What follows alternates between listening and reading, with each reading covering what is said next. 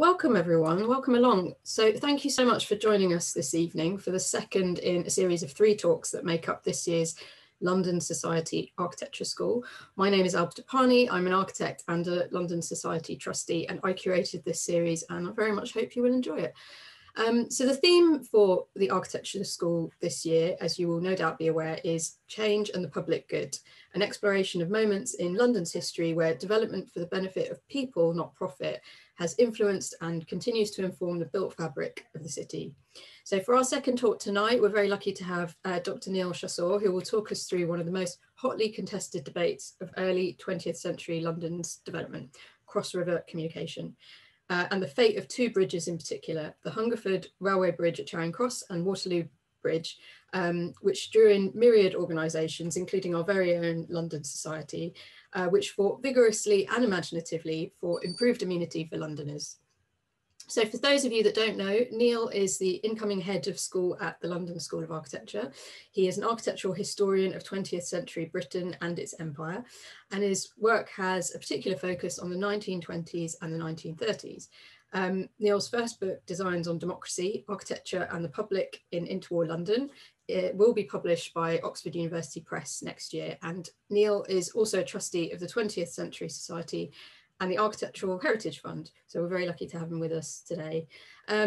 Before I hand over, I will just remind you all that the London Society Architecture School also ties in with the London Festival of Architecture, which runs throughout June, with a programme of events linked to the theme of care. And we will have time today for questions at the end of the session, which you can type in using the Q&A function. So that's all for me. Thanks for joining everyone, and over to you, Neal. Thank you, Alpa, for your introduction, and thank you very much for having me. Good evening, everybody. Yeah, I am going to talk a little bit about the bridges controversy and the beginnings of the debate about the development of the south or Surrey side of the river in London. I've got some slides which I'll share in a moment, and I've probably got too much material. And as we're a relatively small number, I'll try to keep this kind of informal. So if you have questions and comments, please do use the Q&A box rather than the chat. And I'll happily slow down or speed up or move on or whatever. And we'll see how far we get, and hopefully have some time for questions and discussion at the end. Right, I'm just going to share my screen. Good. So in 1929, the London Society held an exhibition at the Museum of London at Lancaster House to showcase a number of proposed schemes for a new road bridge at Charing Cross. Writing in the BBC's magazine The Listener, the architect Clough Williams-Ellis mused on the riddle of Charing Cross. He wrote, "A bridge is a roadway, a building and a slice of town planning all in one, which is why those who care about such things feel so fiercely about these particular structures and are moved to defend or attack them or proposals concerning them in speeches and letters to the press that are refreshingly vigorous and outspoken." He saw an analogy with, quote, what the civilized citizens of Renaissance Italy used to do, that is, taking an intelligent and eager interest in our city.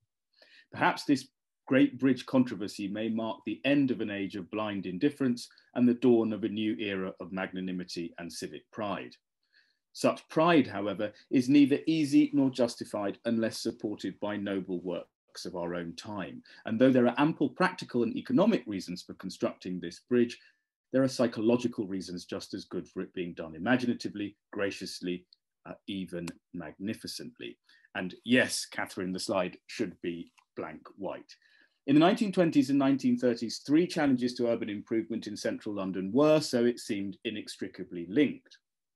First, the proposed demolition of the Hungerford Railway Bridge, the removal of Charing Cross Station and terminus to the south side of the river, and the construction of a new Charing Cross Bridge. Second, the solution to the serious subsidence of John Rennie's old Waterloo Bridge of 1818, which was in any case felt to be too narrow to accommodate growing motor vehicle congestion. And third, the embankment of the southern shore of the Thames and the wider development of the Surrey side of the river. These were manifestations of long-running debates about cross-river traffic communication, riverside development and urban expansion in the late 19th and early 20th centuries. and they were the focus of sustained improvement rhetoric by politicians and especially professionals from the 1910s, including those who established the London Society at that time, but particularly intensely in the 20s and 30s. And so what this talk tries to do is outline these three interconnected issues, which span really the first half of the 20th century. So we'll go in essence from the founding of the London Society in 1912 to the post-World War II world and the creation of the Festival of Britain and the South Bank. In other words, these examples serve as a kind of microcosm of debates about architecture, planning and civic politics over this 40-year period, and provide, I think, an opportunity for a more integrated history of the early 20th century than we're perhaps used to hearing. In other words, one that isn't completely kind of obsessed with the advent of modernism, manifested or heralded, I should say, indeed, by the Festival of Britain and the creation of the South Bank, but instead actually tries to take a kind of longer view of debates, indeed, about urban improvement and the public good. And in that sense, this research from which the paper is drawn was carried out for a monograph that I've just completed, as Alba mentioned, called Designs on Democracy, Architects in the Public and Interwar London. And this is a book that's supposed to be a discussion about how architectural culture, by which I mean design, discourse, practice and professionalism, responded to the articulated needs of a mass democracy in the 20s and 30s. In other words, how architects conceived of and responded to their new client body politic. How did this change the way that they thought about their practice? How did they think they and their buildings should comport themselves, about how they communicated in public fora and media, indeed what and how they designed? But the title of the book, as you may have noticed, is a deliberate play on the articulated lofty ideals of public service and public good. To have designs on something is to aim to obtain it through underhand tactics. There's a proprietorial intention, in other words, and resulting set of actions. So there is, in my consideration, a cautionary tale in the ideal of public good and betterment, especially when it comes to architecture. Architects corporately then, as arguably now, have, under our political economy, a self-interest that we need to factor in too. And I think understanding how, under a political and ethical new liberal outlook, this self-interest at times actually stood in the way of genuine public good and public betterment, as we'll see this evening, is, I think, of real importance. So what I want to talk about then is as much about the rhetoric of public good as much about the rhetoric of public good as I do the resulting physical improvements. And I also want to capture the fact that the fate of the bridges became a matter of intense public commentary and projection, not just through words, but as we'll quite literally see, through images and image making too. And this public proprietorship animated and excited professional discourse and action in turn. And I think recovering that frenetic, chaotic maelstrom helps us to see how innovated our public discourse on design and the built environment has become.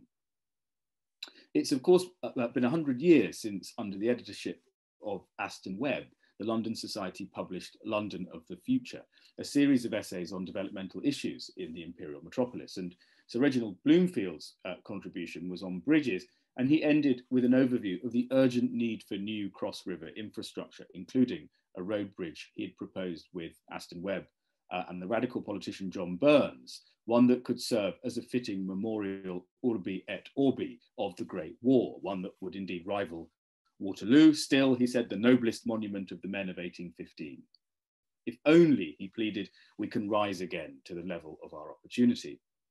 And also in that volume, Paul Waterhouse, a scion of the great Waterhouse architectural dynasty, wrote on the Surrey side of the River Thames, the result of deliberations by a small working group he'd convened on how this could be done in an orderly way and create a new centre of urban development. And we'll come back to both of those figures a little bit later on. But what I want to do, first of all, is just clarify the area that I'm focusing on, because these debates focused on this central area between the historic cities of London and Westminster, north of the river, and to the meeting place of Westminster and Lambeth on the south, to follow not only the narrative, but also the exponentially increasing and complexifying schemes, you've basically got to be familiar with the lay of the land under discussion. Now, of course, everybody here has an interest in London and must know it reasonably well, but what you've got to do for the course of this talk is to clear away the accumulation of the last 80 years. So no Royal Festival Hall, no Festival of Britain, no National Film Theatre between the arches of Waterloo Bridge, indeed no embanked walkway, no South Bank Arts Centre with its elevated walkways and terraces, no Waterloo Bullring Roundabout, and no Cardboard City, and no IMAX Cinema, no Millennium Footbridges hanging off the Hungerford Railway Bridge, no Embankment Place hovering over the entrance to Charing Cross Station. The Strand was congested, dominated by the station. The South Bank was an area replete with what the Architect and Building News described as riparian junk, with streets resembling a decayed county town in Ireland. Everything is Regency and shabby. Instead, imagine a circle superimposed on a map of central London. And the 1936 first London A to Z street atlas provides a very readable cartography for the pre-war period. The circumference touching the Palace of Westminster southwest, Cambridge Circus northwest, St Paul's Cathedral northeast, and St George's Circus southeast.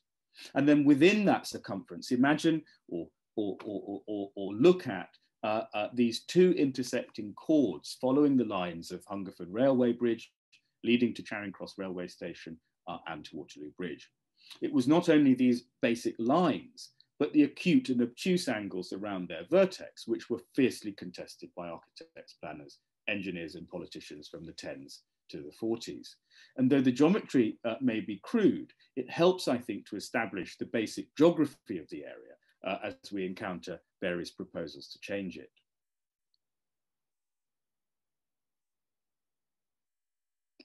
So, and I think the really salient fact is that the decision to cite what you can see labelled here, the London County Council, the municipal headquarters of the LCC, kind of generated or catalysed, I should say, long-held aspirations for the development of the south side of the river. So there was a feeling that it was going to become the new centre of this modern metropolis under the jurisdiction of the LCC's municipal authority. Public debate centred then on these three interlinked questions with which I began: the improvement of traffic circulation, the development of the river frontage, and how to open up sound development of the south or Surrey side. And these questions occupy the energies of many politicians, professionals, and the public. In 1934, for instance, the Liberal politician and LCC stalwart Percy Harris reflected that, quote, "A few years ago, you could not get even a flicker of interest in London problems. Now, London planning is providing a new game for its intelligent citizens. Everyone has his own little pet scheme, and people move streets and construct bridges as a substitute for working out crossword puzzles or selecting players for the test match."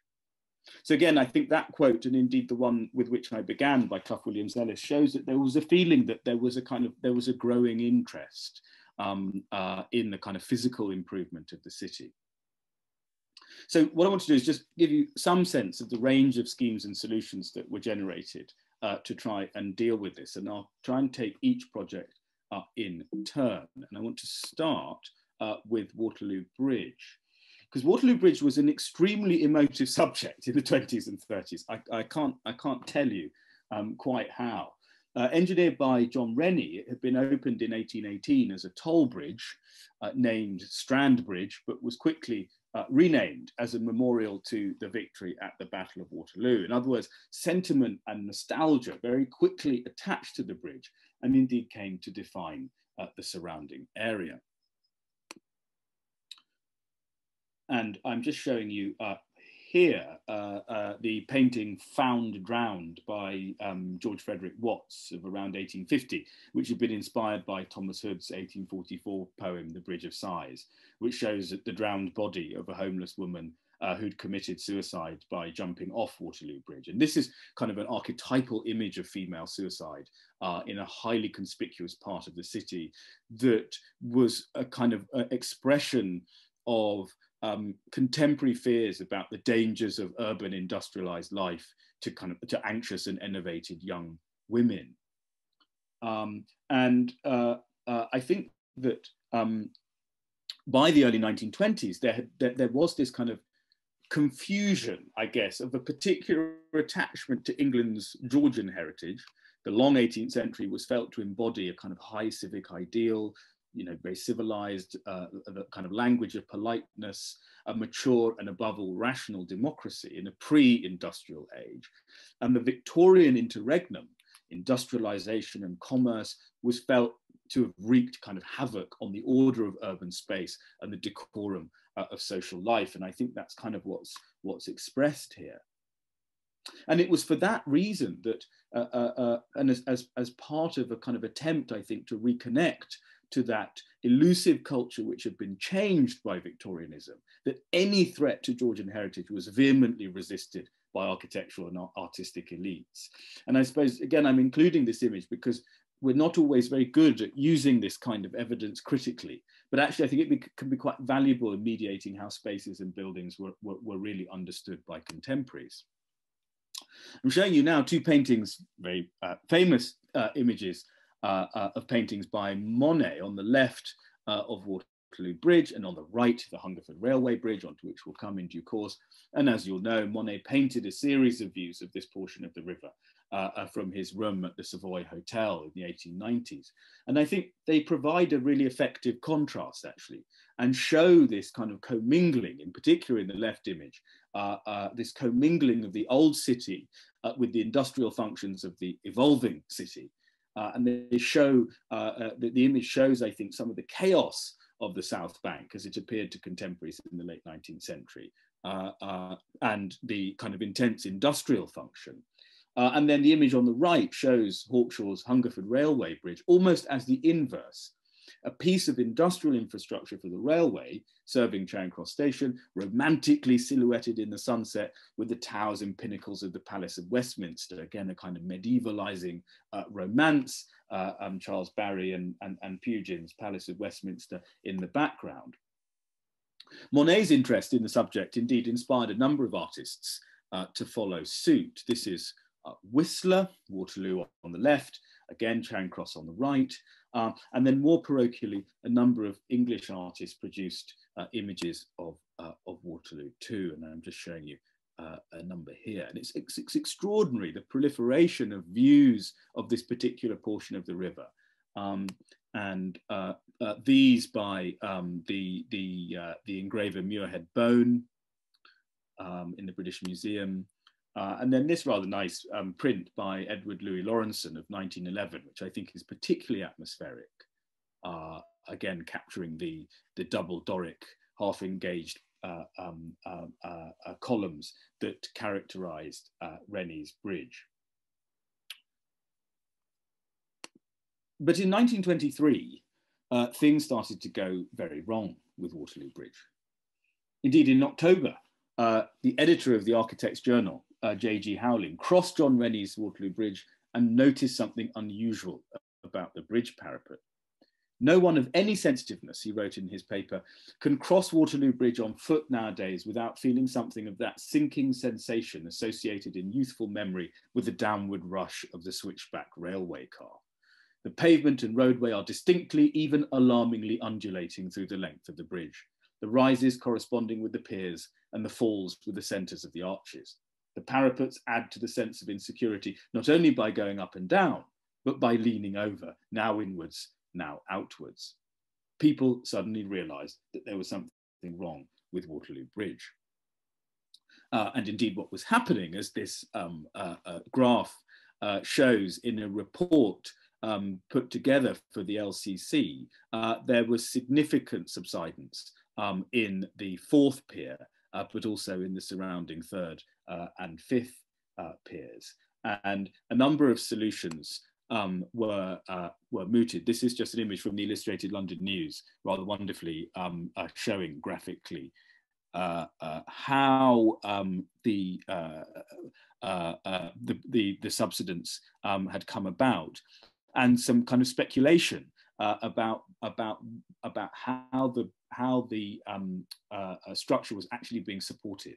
And it wasn't until actually the demolition of Waterloo Bridge a decade later that contemporaries had kind of final confirmation of the timber piling, which was actually found in most piers to be of remarkably good quality from the early 19th century. And whilst the bridge was kind of ailing, a temporary bridge was erected in parallel. I'm just showing you this painting by Oskar Kokoschka, showing the construction of that temporary bridge. So the bridge became something of a kind of a political football, both at municipal level in the LCC, as well as in the national parliament. Architects defended it on the grounds of national amenity. It was really felt that this was a valuable kind of piece of public amenity. And so again, went to kind of extraordinary lengths to try to secure its preservation. So this is an image, I quite like this cartoon of, or kind of caricature of Reginald Bloomfield. The caption reads, "Thinking of something to find fault with." And here on the right are two images, a perspective view and an analytical section of his scheme for corbelling out the footpaths of the bridge in order to widen the roadway, because this was a repeated anxiety that not only was the bridge sinking, but that with the growth of private motor vehicle traffic, there was increased congestion on the Strand and along the bridge. And so if you could just get a wider roadway to accommodate more traffic, you might stand a better chance of preserving the bridge. It opens up quite interesting questions, or what were felt at that time at least to be quite interesting questions about, or kind of more dynamic solutions, I suppose, to preserving a kind of significant Georgian heritage in the city. And so Bloomfield's suggestion here is to find an architectural solution as much as a technical one that won't impact too much the overall aesthetic effect of Rennie's Bridge. This is an alternative proposal by Maurice Webb, who was the son of Aston Webb. None of this came to pass. And without going too much into detail, after a landslide election victory in the LCC elections in 1934 by the Labour Party, led by Herbert Morrison, he decided the day after his victory to instigate the demolition of Waterloo Bridge. The Tory council had consistently wobbled in its policy about the bridge. He later wrote in his autobiography, "The bridge had wobbled too." And so arguing, as he had done for some time, as had been Labour Party policy for some time, that Londoners deserved, despite the romance and a kind of sentiment of old Waterloo Bridge, that Londoners deserved a piece of modern infrastructure and public amenity, and it was very much Morrison's intention to deliver those improved public facilities, and the bridge became a real kind of symbol of that ambition. And so he arranged this PR stunt. This, again, this is a sort of strip which I think kind of evokes a piece of film strip. He arranged this press call in which he was photographed with a hammer and chisel, cigarette in mouth, with the chairman of the Highways Committee and Improvements Committee actually literally initiating the demolition of the bridge. And there was a similar photograph that was used by Robert Byron in his famous pamphlet, How We Celebrate the Coronation, of 1937, in which he railed against the party of the planners and beautifiers, the Labour Party, for the kind of destruction that they were apparently wreaking on the capital. And that motif actually of the Labour Party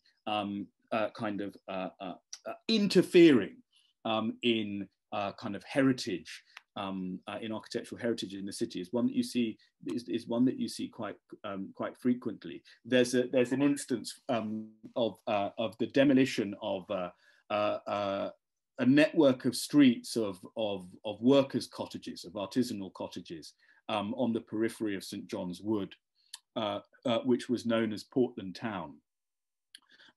which was vehemently defended by a woman called Dorothy Warren Trotter. And she wrote very cantankerously about, not about Labour town planning, but what she called Labour town messing at exactly this time in 1936, 1937. And the demolition of Waterloo Bridge also then became this kind of incredibly sort of emotive and slightly traumatic experience. And Joe, thank you. What an excellent question. I will come to that in a moment. Do I know if the balustrade supports were recycled? So the bridge was effectively unbuilt because you couldn't obviously demolish a bridge in such a kind of densely packed urban area. So the top hamper, as the Telegraph described it, was first of all removed, the balusters, and then essentially it was unbuilt brick by brick, and this kind of girder was installed over the piers, and then a sort of supporting formwork was floated into the arch structure, so that the piers could be taken down.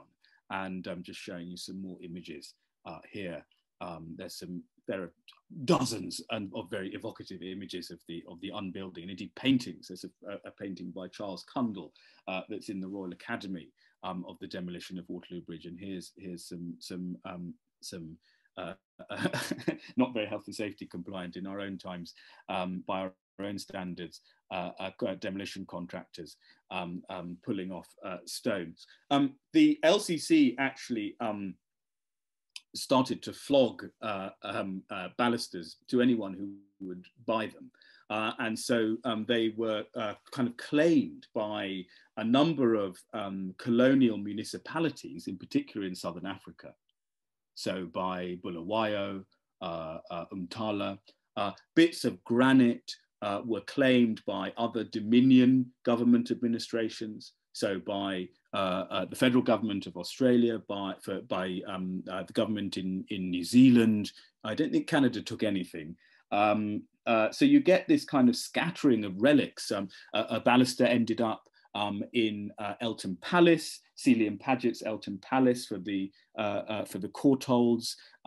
There's a baluster indeed at the RIBA, a granite baluster at the RIBA. The ICE took a section of baluster, and indeed where the National Film Theatre is now, between the twin arches of the new bridge at the southern abutment, initially was a memorial to John Rennie and the old bridge designed by Giles Gilbert Scott, with these kind of sentry-like. So he pulls apart the half-engaged double Doric columns and inserts a section of balustrade, which kind of evokes a sort of almost a kind of grave steely.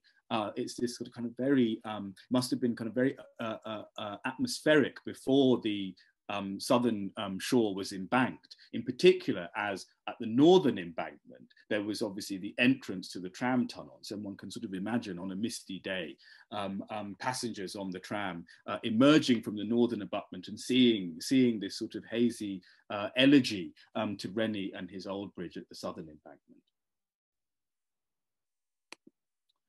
Some more images. I love this image of the public marveling at the unbuilding of the bridge.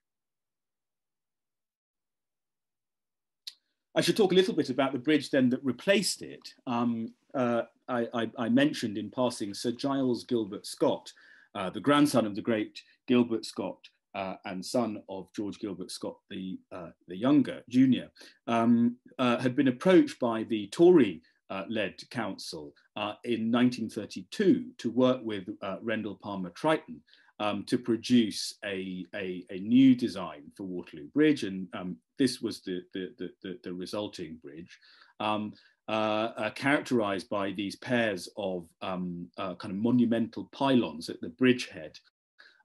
There are various versions. This one you can see with a kind of decorative, frieze at the top, sort of evoking the form of the cenotaph.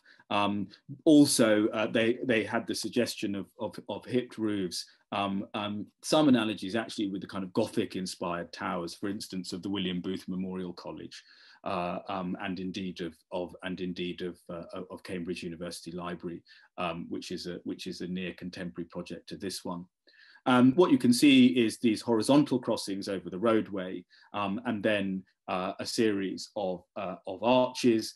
You can see the twin arch structure, about which I'll talk more in a moment, is already here in this early design. But the Royal Fine Art Commission, amongst others, objected hugely to the monumental pylons, which they felt would interfere with the views of Somerset House and of St. Paul's, and indeed felt that would probably wreck Scott's career if they'd gone ahead. Scott was very defensive of the pylons, and actually I think rather regretted these perspective views which kind of over exaggerated their height. He later produced a drawing showing them to be much more modest, which was submitted to the LCC but never published. So this was a kind of sort of monumental, I think slightly overwrought design. But what happened in 1934 was that I think Scott, ever able to navigate the kind of vicissitudes of committee politics, managed to stay in with the Labour-led council and remained a consultant when the bridge scheme was revived, produced what he called a functional design to contrast with what he had described as the monumental design of the pylon scheme that I've just showed you. This is pretty much the bridge that we ended up with these kind of streamline prow-like cutwaters, the kind of camber that he had been very careful about for the line of the monumental bridge, now made completely horizontal. The kind of much starker balustrading on the roadway and lamp standards, neither of which came to pass in the end. We still got the kind of utility temporary handrails that were installed during the war, but which were eventually felt actually to go much better with the design. I'm just showing you some images of Waterloo Bridge under construction. The famous Women's Bridge, as Christine Wall has done amazing oral history research to confirm, though sadly no images that I've got of women actually engaged in construction. Construction began in 1937, was all but completed in 1942, and the bridge opened officially in 1945. And I think, you know, there are many kind of subtle conceits, I suppose, going on in the design. Scott, it's a concrete bridge. It's this kind of twin deck, cantilevered out from the upper level, the kind of upper bank, so from the Strand on the north, and then sort of bridged over. So the arch effect is effectively a conceit. Scott was keen to have an arched bridge, but actually the arches are not structural per se. It's the piers that are doing the work on the cantilever and the bridging road deck. It's a concrete structure faced with Portland stone for its kind of romantic associations with prestige projects in London. You can see from this drawing that they were arranged deliberately in vertical strips. This was Scott drawing attention to the fact that he was not lying, that this was a kind of artificial cladding, if you know what I mean, a kind of decorative cladding. That said, he was very concerned with the concrete effect. You can see the kind of, he teases you on this kind of chamfered rim of the arch here, and was very concerned with the color of the aggregate and its visual effect. He wrote excitedly to Max Ayrton, who of course had designed a number of bridges, including Twickenham Bridge along the Chertsey Road. There were 3 bridges, one designed by Herbert Baker, one by Max Ayrton, one by Lutyens, all along the Chertsey Road, which were quite influential on bridge design. sorry, oh yeah, do pop your questions in and comments if anything's not clear as I'm going along. So that's Waterloo Bridge, and we can come back to it and talk more about it later. But I should probably move on to Charing Cross. The controversy about a new bridge at Charing Cross to replace the Hungerford Railway Bridge had been an acute concern of architects, really from 1916. It was at this moment that concerted agitation by members of the profession, and in particular by the London Society, began. And the London Society, of course, as you all know, had been established in 1912 through the efforts of the editor of the British Architect, Thomas Raffles Davison, and had attracted quite significant and quite wide-ranging architectural support. And right from the start had made quite serious interventions into questions of infrastructure and design. As well as early agitation relating to the placement of arterial roads, a planning committee was formed to draw up a development plan, which was published and exhibited in various municipalities during the 1920s, and Lucy Hewitt's articles on this, and indeed rediscovery of that development plan is fascinating stuff. But two other early causes célèbres were the development of the riverside and the Surrey side of the Thames, and the replacement of the Hungerford Railway Bridge. And London Society members were highly active in proposing schemes and in public agitation right from the start. Hawkshaw's Hungerford Railway Bridge of 1864 had attracted kind of a special opprobrium on two grounds. First, for aesthetic reasons. The bridge was thought to be ugly. It was described as a blot on the Thames in a letter to the Manchester Guardian by Aston Webb, who recalled the radical socialist politician John Burns' description of the bridge as that ugly red oxide behemoth which sprawls from north to south. Yeah, I'm hoping for more on the politics of the bridges, i.e. where to site them and for the benefit of whom. Well, I'll try and give you a flavour of that. I mean, in a sense, that's another talk altogether. The politics is immensely complicated. Webb, in collaboration with Burns and Bloomfield, had produced an alternative scheme for the bridge with associated planning improvements. But as I say, the aesthetic was really only part of the picture. More significant, and this might start to answer Jana or Jana's question, more significant was that the presence of the railway bridge and the siting of Charing Cross station represented the strength of private interest in determining the shape and future of urban development. The incursion of surface level railways into the central areas of London was symptomatic of the worst excesses of Victorian capitalism, laissez-faire individualism, and their consequences for the city. Architects, in particular of the kind attracted to the London Society, were influenced by the idealism and politics of the new liberalism, in which the needs of the community and the public and the need for new instruments of planning and development were being tested. Campaigners were therefore particularly exercised by the continuing presence not only of the bridge, but also of the station on the north side of the river. And this tapped into, again, to take on Jana's point, widespread concerns about land use and land reform, especially in the urban context. As Raffles Davison summarised, if the finest imaginable schemes were displayed today for the improvement of London, it would not follow that we should be a whit nearer great improvements, for the machinery for turning them into possibilities is lacking.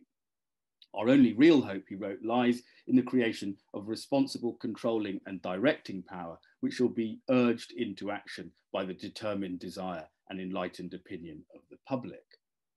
1916, therefore, became a flashpoint because the South Eastern Railway Company, the precursor to the Southern Railway, was surprisingly against the removal of the bridge and the station and began lobbying for bridge strengthening powers through private bills in the House of Commons.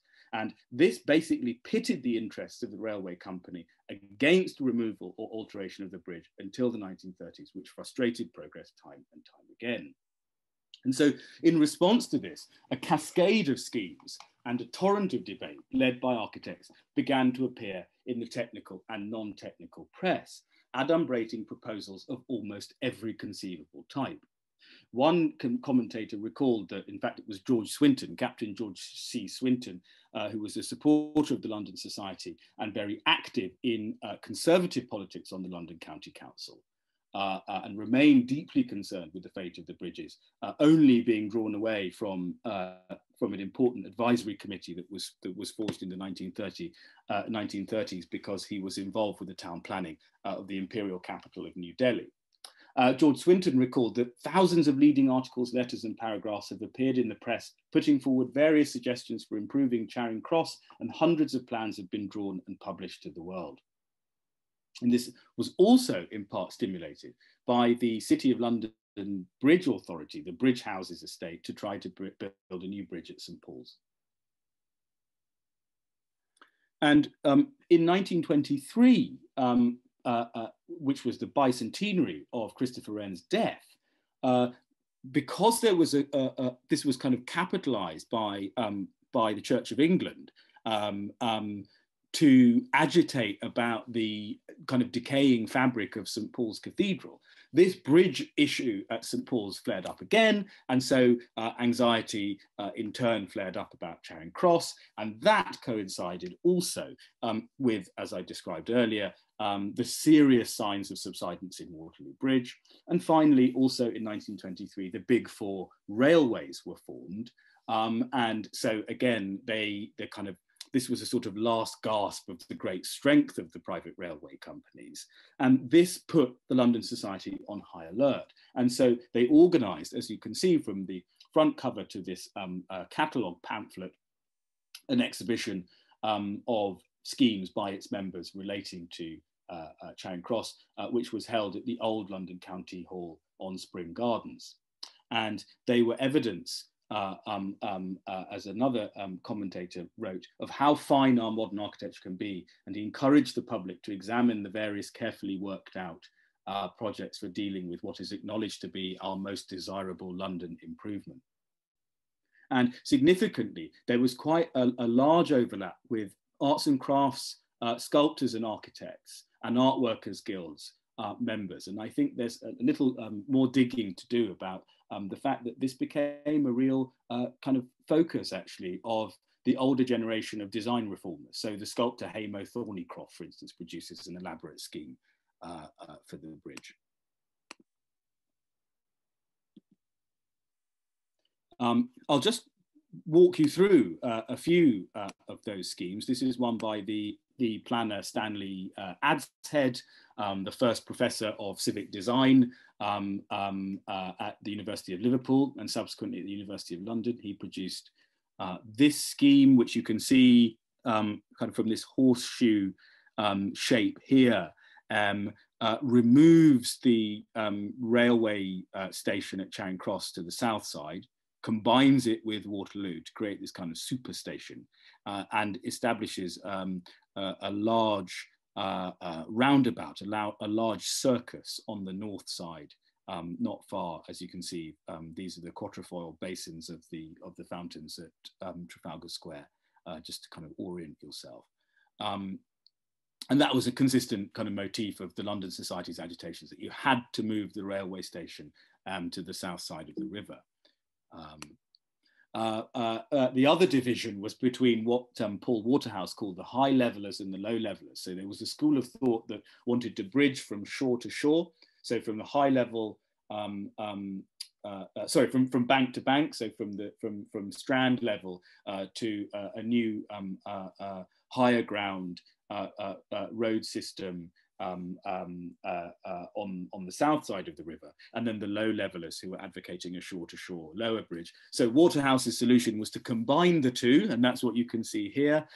This is his kind of great compromise, where you have a low-level bridge coming up to meet the high-level bridge in the center, possibility of interchange, and then continuation onto the south side.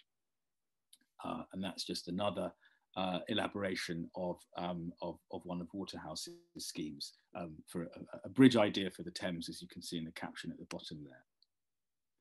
This kind of agitation resulted in the formation of the Royal Commission on Cross River Traffic in 1926 by the Prime Minister, who came up with, in consultation with the engineer Owen Williams, who kind of came up with I guess, a sort of sketch principles and a kind of compromise for the bridge, which would include basically or combine a rail bridge and a road bridge, so that the road bridge would sit on top of a railway bridge, and then create opportunities for new speculative development.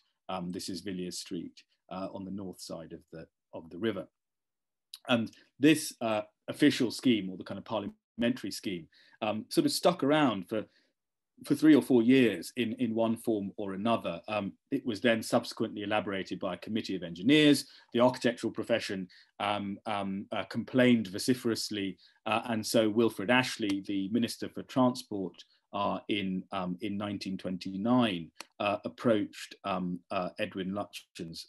I'll come to Lutyens in a moment. I'll just show you this other scheme, which is out of sequence, I do apologise, by W.D. Corot, the arts and crafts architect, and who was the architect of the ecclesiastical commissioners, who had extensive land holdings on the south side of the river. And his proposal was for a wipers station to answer Waterloo.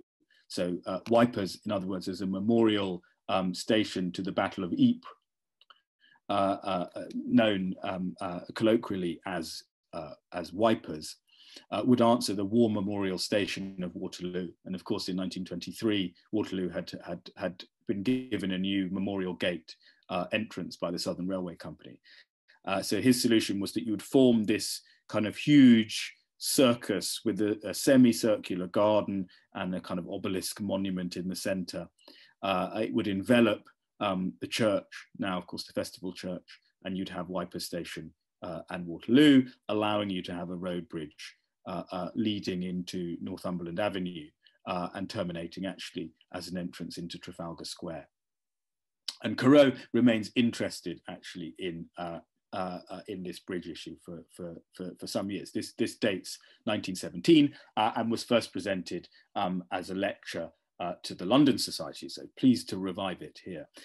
So Lutyens was then brought in as the kind of architectural consultant for these schemes, and I'm just showing you a couple of workings out sketch proposals by Lutyens, who proposes again to have this kind of super station on the south side, this kind of hexagonal place on the north side, and then a kind of rejig network of streets around County Hall, with these sites on the riverfront earmarked for new development.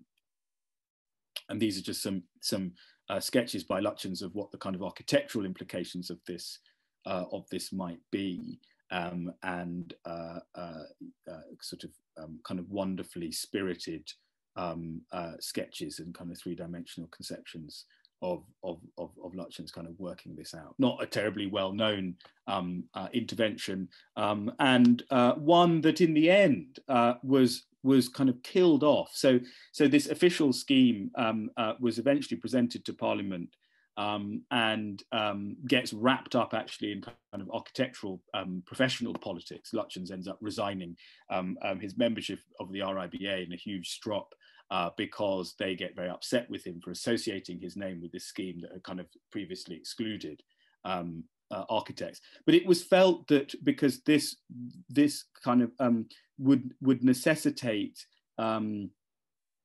tunneling over, as it was said, elements of the road network on the south. And this was felt to be absolutely unacceptable, that it would plunge the motor vehicle driver into darkness, no doubt because lots of politicians were at that time wealthy enough to have their own motor vehicles, and so the private motor vehicle lobby was incredibly powerful at that time. So again, to come back to that sort of question of politics, you can really see there's a kind of number of intersecting tensions about urban improvement at this time between car drivers, and railway interests, between architects and engineers, indeed between architects and Parliament. Architects at this time desperately trying to get statutory recognition of architectural qualifications, and this gets kind of subsumed into that debate as well. So the official scheme that Lutyens had advised on is eventually rejected, and the London County Council pulls together an advisory committee chaired by a former Conservative MP called Leslie Scott. And again, in terms of the politics of all of this issue, of all of these issues, is an interesting appointment, because Scott was a very vocal Tory land reformer, very concerned with developing more progressive systems of land valuation and development rights in the 1910s. And so it's quite interesting that he's selected. He also is a founding member of the CPRE, very concerned with rural development as well. I think that it kind of accounts for why he's appointed to this LCC commission, which includes a number of kind of bigwig movers and shakers, such as Frank Pick, but also architects like Giles Gilbert Scott and Reginald Bloomfield, representing the RIBA and the Royal Academy. And they deliberate, I don't have time to show these in great detail, in the end over 6 schemes. They look at hundreds of proposals. Leslie Scott says anybody can send in a scheme, and so you get a completely kind of bonkers range of schemes from anybody who's been thinking about it. And a lot of the old guard London Society members who've been developing and thinking about ideas for development in this area since the 1910s submit their schemes too. And I'll just show you a couple of those. So for instance, Corot partners with the young Turk Max Fry and the kind of pioneering planner Thomas Adams, along with some engineers, to produce actually this kind of very impressive vision, which is discussed at length by the advisory committee. This is just showing you another view, and you can see echoes of the old Wipers, now just called New Station, but the old Wipers Waterloo scheme that Corot had been suggesting since 1917. We're now in 1930, as you can see. Reginald Bloomfield proposed this kind of monumental bridge, owes much to the Menin Gate designs of a few years previous, and will encase a railway line. Bloomfield, who had been adamant, along with as an early member of the London Society, that the station had to be removed to the south side, in the end kind of pragmatically decided that actually it was probably going to stay, and said that they needed to develop a kind of architecturally worthy scheme that could retain it to the north. Actually, it's a roadway that runs parallel to the old railway bridge. And then Scott produces 2 proposals in 1930, this arched bridge solution, and then this kind of suspension bridge. And it's definitely, it's clear that, he's rather fond of both of these solutions, and that he adapts them eventually for the 2 schemes that he submits for Waterloo in 1932 and then in 1934. I'll sort of start to skip to the end and start to pull things together, because I mentioned that the other issue was the development of the south side of the river, and Herbert Morrison, from his earliest days in office at the LCC, was exceedingly anxious, as he wrote, for a great cleanup on the south side, envisaging a river terrace for pedestrians right along, and a worthy development all along the riverside, which would enormously improve the view from the north side of the river. And the underlying idea was that the land adjacent to County Hall and between the 2 bridges, which had generated such controversy in local and national politics for the first half of the 20th century, should become a showcase for public amenity and good municipal development. And so for these reasons, the South Bank, long before the conception of the Festival of Britain, became a testbed for progressive developmental control, for the ability of major local authorities like the LCC to guide development in urban central areas without the need to seek authority from national government. It was, after all, intergovernmental politics that had dogged not only the resolution of the Charing Cross Bridge issue, but also the Waterloo Bridge issue in parallel. More widely, therefore, questions about riverside development on the South Bank were cast as, and indeed represented, the maturation of the institution of the LCC under Labour, reforming and expanding the machinery of London government, indeed through the physical extension of County Hall in the mid-1930s, and by these other urban improvements. The significance of the LCC's decision then to develop the South Bank lay in the precedent it would set for compulsory acquisition of land. Although the principle of compulsory acquisition of land by local authorities was well established, it was in many regards unresolved. And so in 1934, the LCC produced plans for the acquisition of land neighbouring County Hall in order to secure, in Morrison's view, control vested in a single owner. He wrote, "The council as owners would behave as good-spirited ground landlords, good public-spirited ground landlords, and stimulate a worthy development of the unique part of London, the most significant improvement since the development of Kingsway at the start of the century," which of course had been the LCC's great kind of pioneering project that they never kind of matched again.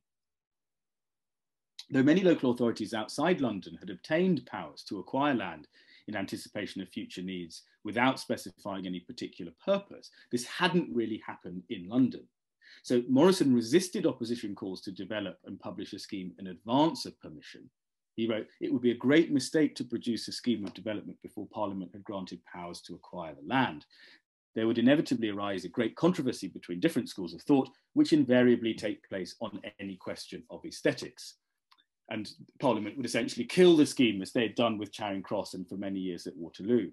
And so his sort of principle was that if the council became the owners of the property, a proper scheme of development could then be evolved in relation to the realities of the situation. So this is sort of municipal politics starting to flex its muscles with rhetoric of improved public amenity.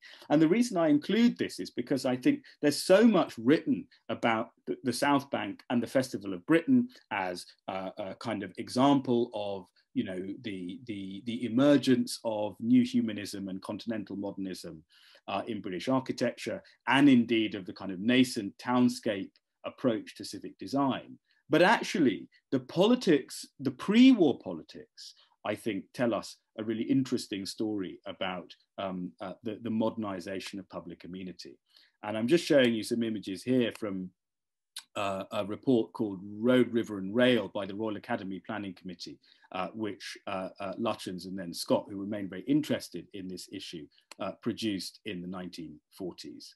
And I can probably end there. I'm very happy, I know I've overrun, to take questions if people would like to ask them. I hope we do have some questions.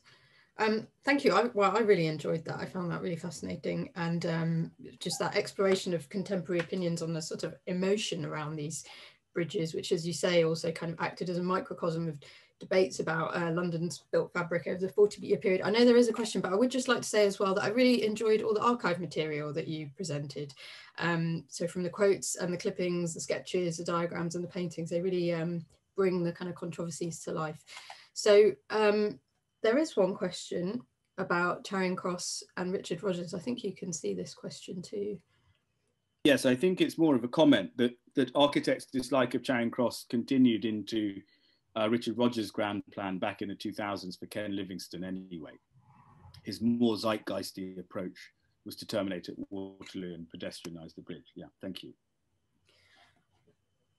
If people are happy to go over, I did have one other quick question, which is more sort of bringing you into the frame, actually, Neal. I mean, you've really sort of saturated yourself in the history of these bridges and the emotions and the controversies around them. And I just wondered what sort of drew you specifically into the sort of histories of these two structures. I mean, you sort of mentioned it, but it'd be great if you could just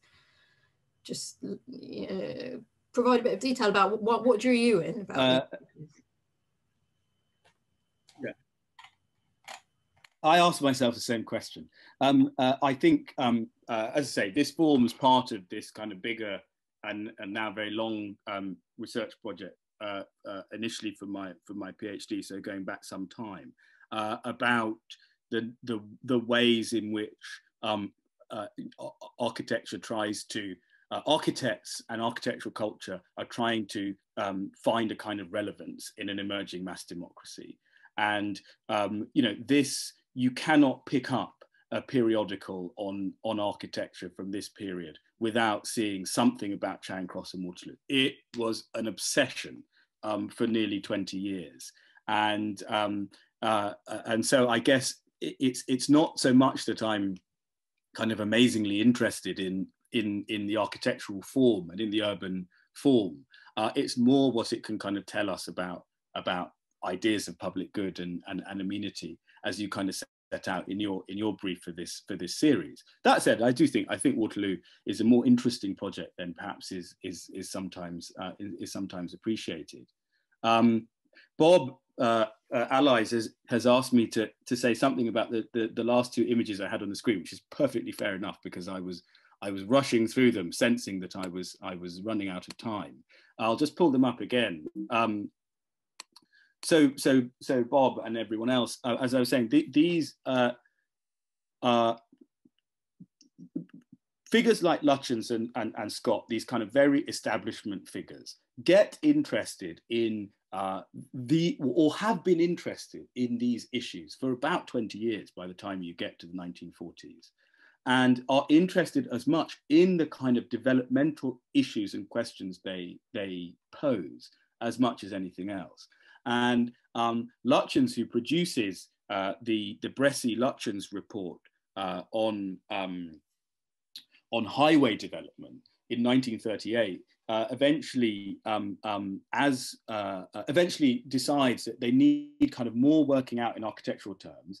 And then there's a number of kind of proliferating schemes and projects for reconstruction during the war. And so Lutyens, as president of the Royal Academy, pulls together this RA planning committee, dies in office, as it were, and Giles Gilbert Scott inherits it and publishes this report, Road, River and Rail. And so what you're seeing here is Scott's projection, and it was Scott largely who authored the report, showing a new, so this is his Waterloo Bridge design, showing a new road bridge at Charing Cross, kind of answering in architectural form his earlier bridge. And then with this kind of big grand developmental opportunity for a station and some commercial offices. And you can see this is quintessential kind of Scott, isn't it, in the 1930s. And then he also gets very interested, as indeed Lutyens and many others had been, in circuses. And the kind of whole language of the circus, of the roundabout, and of the gyratory is really interesting. That is definitely another talk. But this is Scott kind of working out the kind of architectural and amenity possibilities for roundabouts, and actually, you know, deploying things that aren't that far from the kind of modernist discussions about separation of pedestrian and motor vehicle into the 1940s. So he sees the roundabout as a kind of new marketplace where you can have gardens, or indeed you can have markets or different kinds of shops and public amenities. So that's what I'm showing you here.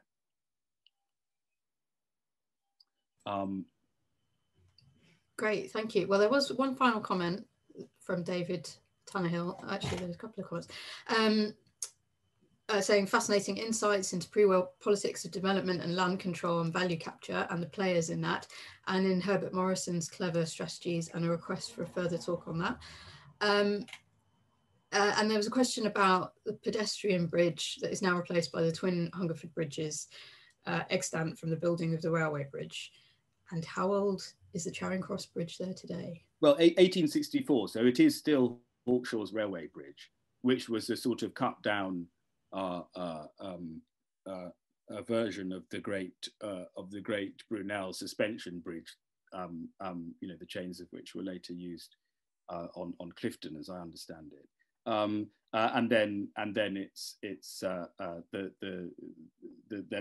those the kind of lift shit structures are hung off the old railway bridge later on. So it doesn't really get resolved for all of that energy, and for all the kind of interconnected attempts to kind of resolve the planning issues as much as a kind of architectural question, it is interesting that all that really eventuates from all of that debate is Scott's Waterloo Bridge.